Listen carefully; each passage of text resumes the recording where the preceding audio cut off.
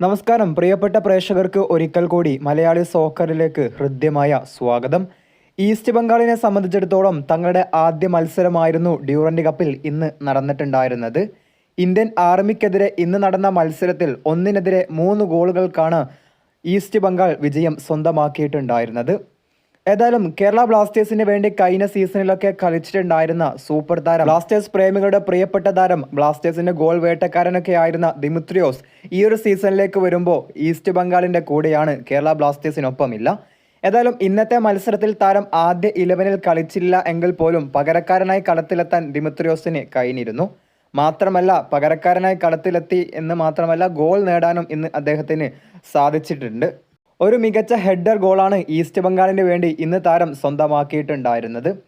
ഏതായാലും കേരള ബ്ലാസ്റ്റേഴ്സിന്റെ മത്സരമൊക്കെ ഇനി വരാനിരിക്കുന്നതാണ്. ബ്ലാസ്റ്റേഴ്സിന്റെ മുൻ താരമായുള്ള ദിമിത്രിയോസ് ഡ്യൂറന്റ് കപ്പിൽ മത്സരം കളിച്ചു, ഗോളടിച്ചു. അപ്പോൾ ഇനിയുള്ള മത്സരങ്ങൾക്കായിട്ട് കാത്തിരിക്കാം. വീഡിയോ അവസാനിപ്പിക്കുന്നു. നന്ദി.